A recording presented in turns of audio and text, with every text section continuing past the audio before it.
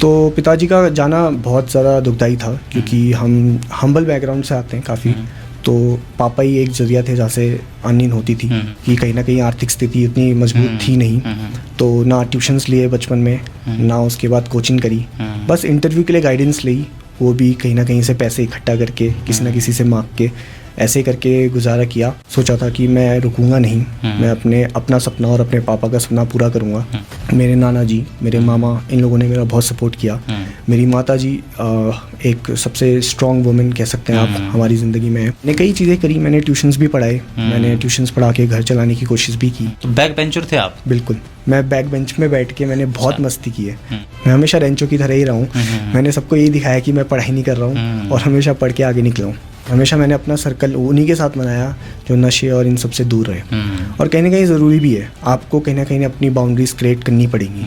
YouTube में बहुत ज़्यादा कंटेंट है, मैं बताता हूँ आपको। पढ़ने के लिए अगर इंसान पढ़ सकता है तो यूट्यूब से बहुत कुछ कर सकता है। मैंने यूट्यूब से ही पढ़ा, मैं कह सकता हूँ। और यूट्यूब प्लस बुक्स, मैं लगातार स्क्रीन आउट हुआ। फर्स्ट डे बाहर हुआ अराउंड 5 टाइम्स। मैंने कहीं ना कहीं उम्मीद छोड़ दी थी, बट कहीं ना कहीं मैं ये भी बोलता था अपने दोस्तों से कि यार एक दिन ये लोग मेरे को अंदर ले लें, आई विल मेक इट। कि आप रिटर्न देते रहिए, आप अटेम्प्ट्स देते रहिए, साथ में बैकअप भी रखिए। कहीं ना कहीं मैं टीचिंग कर रहा था, तो मेरे पास एक बैकअप भी था कि मैं अभी मास्टर्स कंप्लीट करके मैं कहीं ना कहीं टीचिंग फील्ड में भी जा सकता हूँ। साथ ही साथ हमेशा भगवान पे विश्वास रखना, भगवान की दिखाई हुई दिशा कभी गलत नहीं हो सकती। हम तो यही मानते हैं पिताजी के देहांत के बाद कि कहीं ना कहीं भगवान ही था हमारे साथ सबसे ज़्यादा।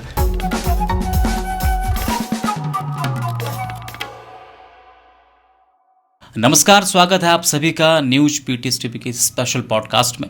आज हमारे साथ एक बेहद ही खास मेहमान हैं। हमारे साथ एक यंग ऑफिसर हैं, रजत उपाध्याय, जो कि अभी एयरफोर्स में अभी ऑफिसर के रूप में चयनित हुए हैं। तो आज हमारे साथ अपनी पूरी जर्नी और अपने एक्सपीरियंस को शेयर करने के लिए हमारे बीच स्टूडियो में आज मौजूद हैं। तो सबसे पहले आपका बहुत बहुत स्वागत हमारे स्टूडियो में। Thank you. आपका बहुत बहुत धन्यवाद, आपने मुझे यहाँ बुलाया, मुझे इस लायक समझा कि मैं अपनी स्टोरी बता सकूँ लोगों को। सबसे पहले आपका इंट्रोडक्शन जानेंगे कि आप हैं कहाँ से, आप कहाँ रहते हैं, फैमिली बैकग्राउंड के बारे में एक शॉर्ट में आप जो संक्षिप्त में जानकारी दें हमारे अभी जितने भी दर्शक इस कारण देख रहे हैं। जी, मेरा नाम रजत उपाध्याय है। मेरे पिताजी का नाम स्वर्गीय श्री प्रेम प्रकाश उपाध्याय है। मेरी माता का नाम श्रीमती सुशीला उपाध्याय है। मेरा गांव लमड़ा कनालीछिना पिथौरागढ़ में है। अभी हाल फिलहाल हम कई वर्षों से एचओली पिथौरागढ़ में रह रहे हैं। अभी मेरा चयन air force AFCAT entry through as an officer हुआ है। मैं अभी ट्रेनिंग के लिए जा रहा हूँ। 27 तारीख को मेरी ज्वाइनिंग है।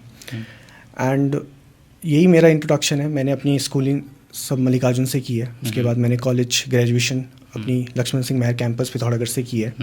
मैं मास्टर्स का स्टूडेंट था एंड वाइल कंटिन्यूइंग मास्टर्स मेरा सिलेक्शन एयरफोर्स में हो गया एंड अब मैं एयरफोर्स ज्वाइन कर रहा हूँ। चलिए, स्टार्टिंग आप एजुकेशन के बारे में और जानकारी देते हैं कि आपकी स्टडी कैसे हुई और किस तरह के आप स्टूडेंट थे स्टार्टिंग में। आप पहले इसके बारे में बताइए। जी, मेरी नर्सरी से स्कूलिंग मल्लिकार्जुन में रही है। 12वीं तक मैं मल्लिकार्जुन स्कूल पिथौरागढ़ में पढ़ा हूँ। बचपन से ही मैं काफ़ी होनहार था, एज एन एकेडमिक्स में कहूँगा। मैंने हमेशा क्लास टॉप की है। क्लास 10th में मैं 95.8% था। क्लास 12th में मैं 97.4% था। बहुत बढ़िया। मैंने फिज़िक्स केमिस्ट्री मैथ्स से अपनी 11th और 12th की है। बचपन से ही मेरा खेल कूद में भी बहुत रुचि रही है। मैंने हर तरीके के खेल जो भी मेरे स्कूल में प्रेजेंट थे सब किए हैं। बास्केटबॉल, फुटबॉल, क्रिकेट, सब कुछ। साथ ही साथ को करिकुलर और एक्स्ट्रा करिकुलर एक्टिविटीज़ सब की हैं। डिबेट्स, स्पीच, एक्सटेम्पो, सब कुछ किया है मैंने। इवन अपने स्कूल के थ्रू जियोफेस्ट इंटरनेशनल एक इवेंट होता है CMS स्कूल लखनऊ में, वहाँ भी मैंने रिप्रेजेंट किया है एंड मैं टॉप 8 में रहा हूँ स्पीच कंपटीशन में। मेरे को डांस करने का बहुत शौक था। मैंने बचपन से बहुत डांस किया अपने स्कूल के एनुअल फंक्शंस में एंड सारी एक्टिविटीज़ की हैं, प्ले किया है, ड्रामा किया है, सब कुछ किया मैंने अपनी स्कूल लाइफ में। उसके बाद ग्रेजुएशन मैंने लक्ष्मण सिंह महर कैंपस से किया। वहाँ पर भी मेरे सब्जेक्ट्स फिजिक्स मैथ्स थे BSc में। साथ में डिफेंस एंड स्ट्रेटेजिक स्टडीज़ से मैंने अपना ग्रेजुएशन किया। मेरी परसेंटेज 80.58 रही और कहीं ना कहीं मैंने कॉलेज में भी फर्स्ट पोजीशन लाने का सपना जो था वो पूरा किया। हमेशा से ही शिक्षा के तौर पे मैं बहुत होनहार एक कह सकते हैं। चलिए, बहुत बढ़िया। बिल्कुल, आप होनहार हैं, इसलिए आज आपका सिलेक्शन हुआ है। अच्छा, आपका जो आपका भी जिस चीज़ के लिए सिलेक्शन हुआ है, ऐसी आपकी तैयारी रही और कैसे इस ओर आपका रुझान हुआ, थोड़ा इसके संबंध में भी जानकारी दें। जी, अगर मैं बताना चाहूँ एज एन ऑफिसर क्यों जाना चाहा, जब मैं क्लास 6 में था तो एक टीचर ने मुझे बताया था कि एनडीए करके एक एंट्री होती है, एनडीए सीडीएस करके, जहाँ से आप ऑफिसर बनते हैं। क्योंकि मैंने उनको ऐसे रैंडमली बोल दिया था कि मैं आर्मी में जाना चाहूँगा, तो उन्होंने मुझसे पूछा था कि कैसे, एज एन जवान या फिर एज एन ऑफिसर। तो उस समय पता नहीं क्या माइंड में आया, कहीं ना कहीं सरस्वती विराजी मुँह में, और मैंने यही बोला कि मैं एज एन ऑफिसर ही जाऊँगा, जवान नहीं जाऊँगा। दो I respect jawans, but still मेरा हमेशा से सपना था कि मैं एज एन ऑफिसर जाऊँ। उसके बाद जब मैं क्लास 12th में आया, उस समय मैंने एनडीए के लिए तैयारी करनी स्टार्ट करी। मैंने कहीं से कोचिंग नहीं ली, ना ट्यूशन्स लिए, मैंने स्वयं खुद से पढ़ाई करी, सब कुछ एनसीईआरटी बुक्स से सब कुछ पढ़ा, मैथ्स, फिज़िक्स, साइंस, इंग्लिश, सब खुद से। पाथफाइंडर करके एक बुक आती है, उसके थ्रू मैंने अपनी पढ़ाई पूरी करी। फिर मैंने एनडीए के एग्ज़ाम्स दिए। उस समय हमारे हेड प्रिंसिपल सर हुआ करते थे मल्लिकार्जुन में, बादल सिंह सर करके, तो उन्होंने मुझे बहुत गाइड करा। उन्होंने मुझे बताया कि कैसे पढ़ाई करनी है, कैसे आपको एग्ज़ाम देने जाना है, कैसे मॉक पेपर्स होते हैं, कैसे PYQs बनाने हैं, और वही सब करके मैं चले गया विदाउट एक्स्ट्रा गाइडेंस। मेरा एनडीए का रिटर्न निकला, बहुत खुशी थी मुझे लगता था कहीं ना कहीं सपना पूरा होगा। बट कहीं ना कहीं ज़िंदगी कुछ ना कुछ सिखाती है हर दौर पे। मैंने फेलियर्स पाए, मैं एनडीए में रिजेक्ट हुआ 3 बार इंटरव्यूज़ में। फिर मेरा यही था कि मुझे ऑफिसर तो बनना ही है, तो मुझे पता था CDS FCAT करके 2 एंट्रीज़ होती हैं जो आप ग्रेजुएट लेवल से दे सकते हैं। फिर मैंने ग्रेजुएशन करी और मैं लगातार तैयारी करते रहा। फिर ग्रेजुएशन के जस्ट लास्ट सेमेस्टर में मैंने एग्ज़ाम देने स्टार्ट करे। उसके बाद भी मैंने हार पाई, काफ़ी बार मैं इंटरव्यूज़ में रिजेक्ट हुआ, बट समाओ डेस्टिनी में लिखा था, तो 7वें अटेम्प्ट में मैं सेलेक्ट हो गया और आज मैं एयरफोर्स ज्वाइन कर रहा हूँ। चलिए, बहुत अच्छी बात। अच्छा, जैसे आपने कहा कि 6 क्लास में ही आप, जैसे आपने बोल दिया था कि मैं आर्मी में जाना चाहता हूँ, ऑफिसर के तौर पर जाना चाहता हूँ, मतलब जेन्युइनली आपको कब लगा कि हाँ अब जो है कि मुझे आर्मी में जाना है, कि ऑफिसर के तौर पे ही, या उसी समय से वो जुनून था आपके माइंड में?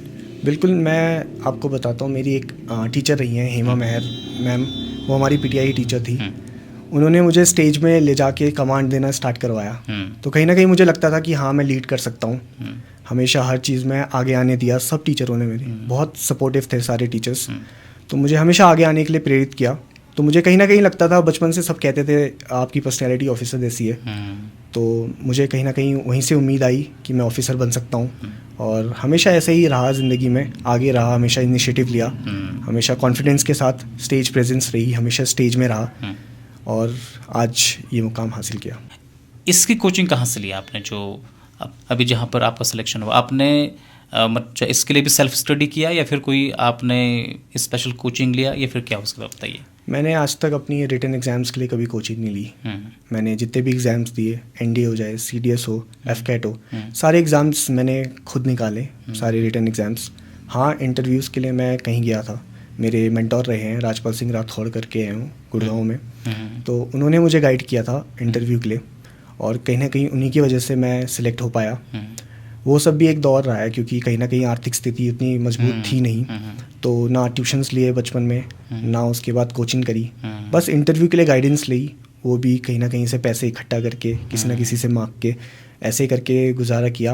क्योंकि पिताजी का देहांत होने के बाद कहीं ना कहीं स्थिति ख़राब हो गई थी परिवार की, तो यही था। और बाकी इंटरव्यू के लिए तो मेरा यही था कि मैं हमेशा से इंग्लिश मीडियम में पढ़ा हूँ, पापा की वजह से, क्योंकि पापा भी टीचर रहे हैं वहीं पर, तो उनकी वजह से मैंने इंग्लिश तो बहुत अच्छी से सीखी, और कहीं ना कहीं मेरा स्पीकिंग स्किल्स काफ़ी अच्छी थी, और बाकी जो भी क्वालिटीज़ थी वो धीरे धीरे प्रैक्टिस के साथ मैंने इम्प्रूव करी। मैंने स्पोर्ट्स भी बहुत खेला, बास्केटबॉल में अभी भी खेलता हूँ, मैं हमेशा खेलते आया हूँ, इवन हम जिम भी जाते थे तो वहाँ भी खेलते थे, तो मैंने सब कुछ किया।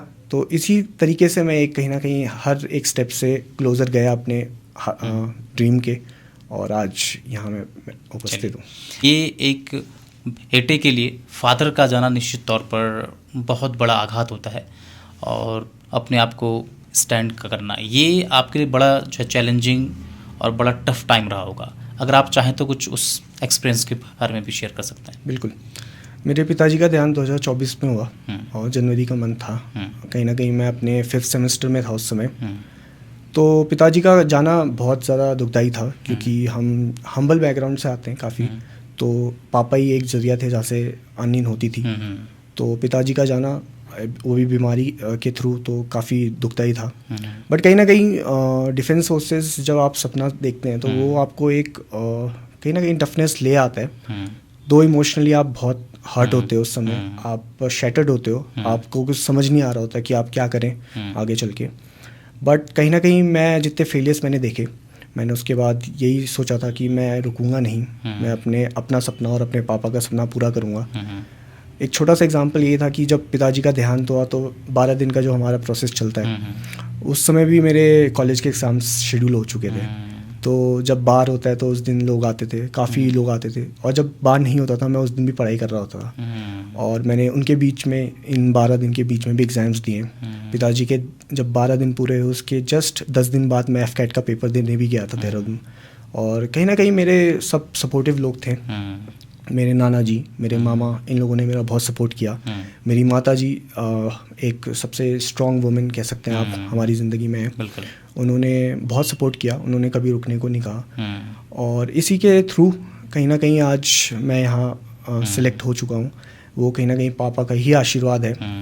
मैंने कई चीज़ें करी, मैंने ट्यूशन्स भी पढ़ाए, मैंने ट्यूशन्स पढ़ा के घर चलाने की कोशिश भी की। मेरे मामा ने मेरी फाइनेंशियली हेल्प बहुत करी, और इसके थ्रू ही मैं कहीं ना कहीं कर पाया। अदरवाइज़ अगर सपोर्ट नहीं होता तो कहीं ना कहीं पीछे रह जाता। किसी भी बच्चे के सक्सेस होने में माँ का बहुत बड़ा रोल रहता है, तो ऐसे उनकी तरफ से आपको सपोर्ट रहा या फिर किस तरह का गाइडेंस उनके द्वारा आपको दिया गया, ये बताइए। बचपन से ही मेरी मम्मी बहुत स्ट्रॉन्ग वुमेन की तरह हम सबको संभालती आई है। हमारे पिताजी काफ़ी लीनियंट थे, बहुत मतलब एज अ टीचर भी थे, बट हमको लेके बहुत वो थे सॉफ्ट हार्टेड, बच्चों को लेके, अपने दोनों, मेरी सिस्टर और मेरे को लेके। मदर थोड़ी स्ट्रिक्ट थी बचपन से ही। मेरी आदत भी थोड़ी ऐसी थी, मैं पढ़ाई लिखाई तो करता था बट साथ में शरारत भी बहुत करता था। तो हमेशा से ऐसा ही स्टूडेंट रहा हूँ, ऐसा ही बच्चा रहा हूँ। मुझे याद है जब भी मैं पढ़ाई करता था, मैं हमेशा मम्मी को डिस्टर्ब करने के लिए मम्मी के सिरहाने अपनी बुक्स रख देता था, सुबह अलार्म लगाता था। तो मेरी मम्मी मेरे साथ उठती थी सुबह, क्योंकि मुझे हमेशा सुबह पढ़ने की आदत थी। मैं रात को लेट नाइट पढ़ नहीं पाता था कभी। मुझे हमेशा ये था कि मुझे 2-3 बजे उठा दो और मैं फिर लगातार पढ़ के फिर मैं स्कूल चले जाऊँगा। तो हमेशा मैं मम्मी को साथ में उठाता था, और मम्मी आज भी कहती है कि यार तेरे साथ तो मैंने भी उठना पड़ा। कहीं ना कहीं वो स्ट्रगल रहे। फिर उसके बाद मम्मी ने हमेशा साथ दिया, उन्होंने कहा कि सपने बड़े देखो। भले हम लोग हम्बल बैकग्राउंड से, बट स्टिल उन्होंने कहा कि सपने देखना मत छोड़ना। फिर उसके बाद जब पिताजी का देहांत हुआ, उसके बाद भी मेरी मम्मी ने वो कहते हैं ना, कमर बांध के हमारा सपोर्ट किया। तो वही चीज़ करी, कभी अपने बच्चों को नीचे नहीं आने दिया, हमेशा ऊपर देखो कहा। और कहीं ना कहीं आज मुझसे ज़्यादा खुशी मेरी मम्मी को है, और मैं चाहता भी था यही चीज़ हो, क्योंकि जब आपके पिताजी जाते हैं तो कहीं ना कहीं लोगों का एक स्वभाव बदलता है आपकी तरफ। वो आपको बोलने लग जाते हैं कि कुछ ना कुछ करो, कुछ ना कुछ करो। और मैं मम्मी से यही कहता था हमेशा कि यार मैं क्या करूँ, मैं कर तो रहा हूँ इतनी मेहनत, मुझे फेलियर्स मिल रहे हैं, कोई बात नहीं, वो तो सबको मिलते हैं। मेरे साथ मेरे ऐसे दोस्त भी हैं जो 10-10, 12-12 अटेम्प्ट्स देके अभी जा रहे हो एकेडमी, कोई 18 अटेम्प्ट्स में भी जाते हैं। तो मैं हमेशा ये कहता था कि कहीं ना कहीं जो सपना मैंने देखा है वो समय मांगता है, वो पेशेंस मांगता है। और मम्मी ने हमेशा सपोर्ट किया। मम्मी ने कहा किसी की बात मत सुनो, अपनी मेहनत करो, अपना काम करो। और आज मम्मी को मैंने खुशी दी। मेरे को इस बात की सबसे ज़्यादा खुशी है, मुझे और कुछ नहीं, मुझे यही खुशी है कि मेरी माँ आज सर उठा के सबके सामने जा सकती है और कह सकती है कि मेरा बेटा अफसर बन गया है। बिल्कुल बिल्कुल। अच्छा, आपने कहा कि जैसे पेशेंस की बात आपने की और डिसिप्लिन की बात आपने की, ये सब चीज़ें कैसे मैनेज किया या फिर कैसे आपके अंदर आई? क्योंकि आजकल हम देखते हैं कि स्टूडेंट्स में मतलब बहुत ज़्यादा भटकाव है, डिस्ट्रैक्शन बहुत ज़्यादा है। तो मेरे पापा जैसे शिक्षक रहे हैं, तो हमेशा से सुबह जल्दी उठाना, रात को जल्दी सोना, ये डिसिप्लिन हमेशा बचपन से रहा है। अपना बेड खुद सेट करना, अपनी बुक्स हमेशा खुद से सेट करना, उसमें कवर चढ़ाना, बचपन से हमने खुद से किया है सब कुछ। काम सारा हम खुद करते थे, क्योंकि पिताजी हमेशा ये कहते थे कि अपना काम सीखो। होमवर्क कभी हमारे पिताजी और माताजी कभी साथ बैठ के हमें होमवर्क नहीं करवाया किसी ने, हमने खुद से किया। तो बचपन से ही ऐसा रहा हूँ। हाँ, कह सकता हूँ कि मैं बैक बेंच बैठने वाला बच्चा था। अच्छा। मेरे दोस्त सब अच्छे हैं। मैं लकी मानता हूँ कि मेरे सारे फ्रेंड्स सर्कल जो अभी भी है वो नर्सरी से लेके वो अभी तक है।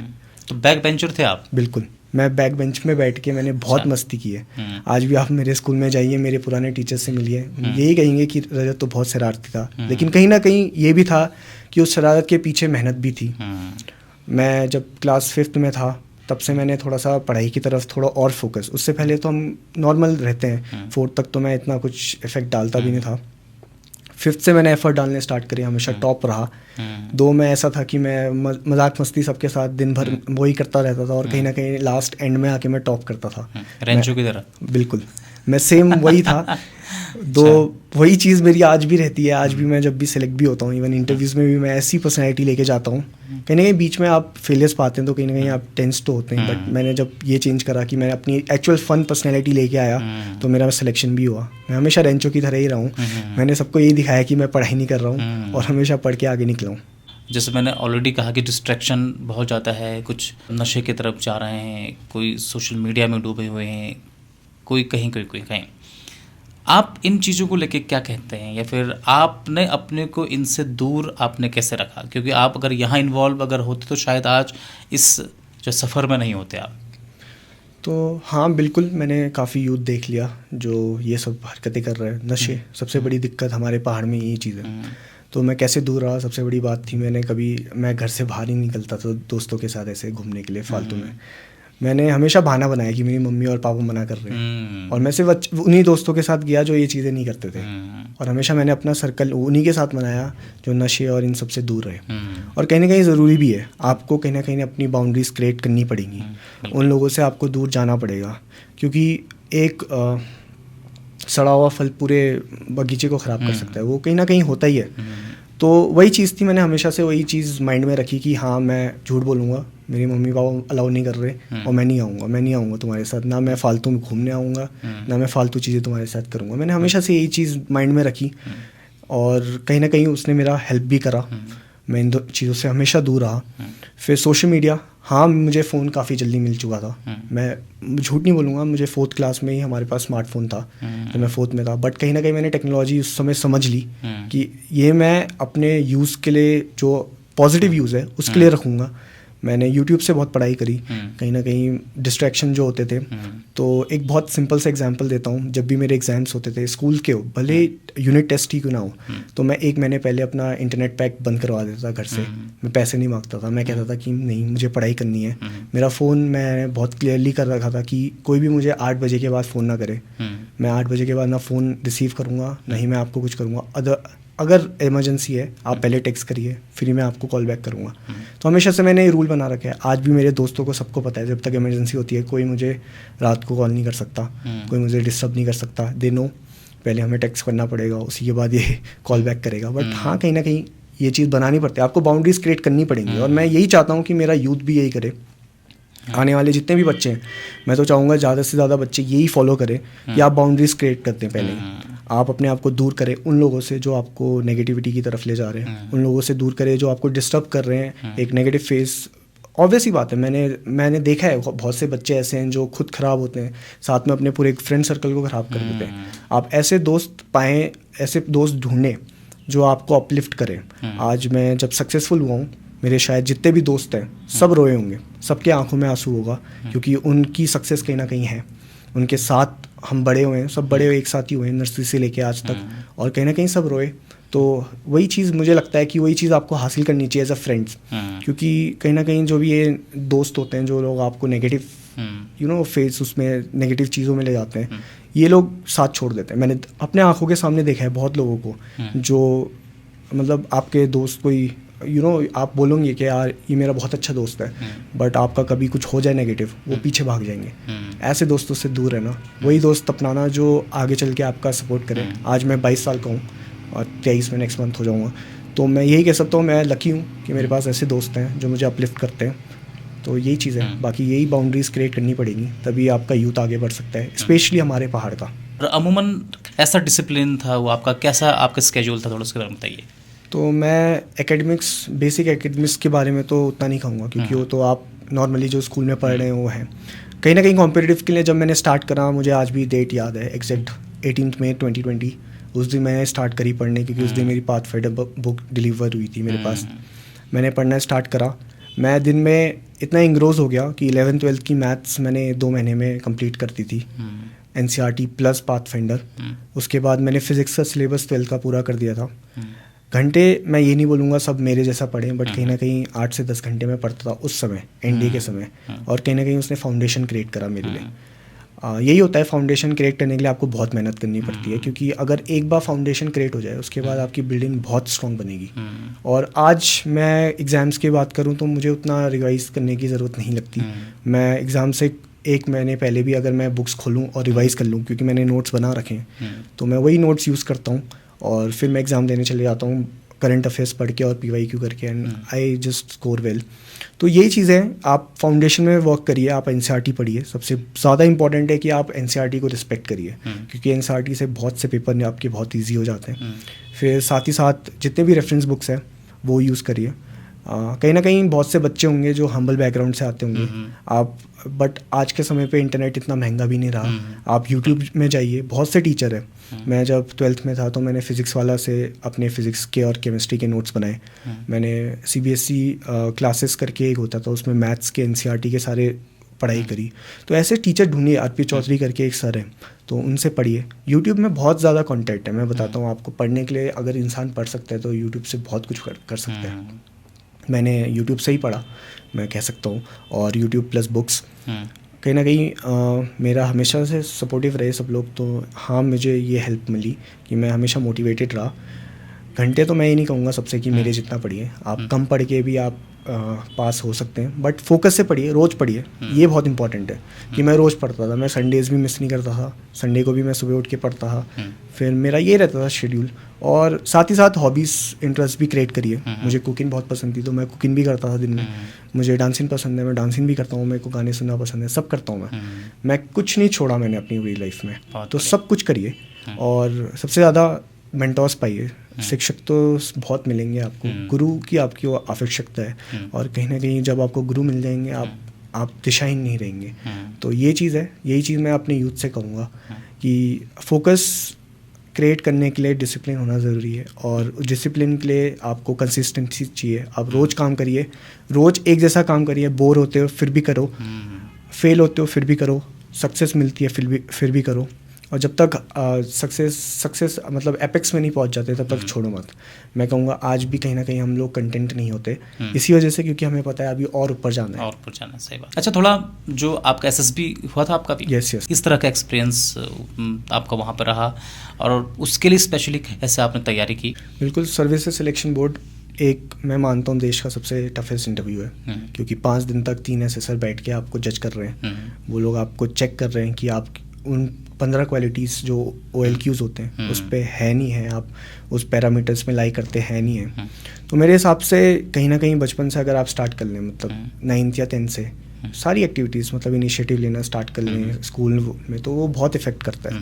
मैंने बचपन से ही स्टेज में कमांड करा, अपना स्कूल कैप्टन भी रहा, मैंने सब कुछ करा। तो बचपन से आप ये चीज़ें करें, कहीं ना कहीं आपको ये हेल्प करेगा। दो मेरा SSB एक्सपीरियंसेस काफ़ी अप्स एंड डाउन्स के साथ रहे।